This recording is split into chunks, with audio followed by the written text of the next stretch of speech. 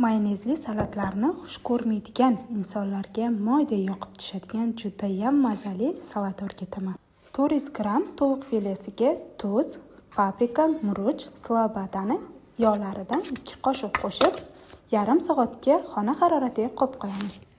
Yarim soatdan keyin qizib turgan tovamizga 2 qoshiq yog' solib, tovuqlarimizni oldi-orqalarini chiroyli qilib pishirib olamiz.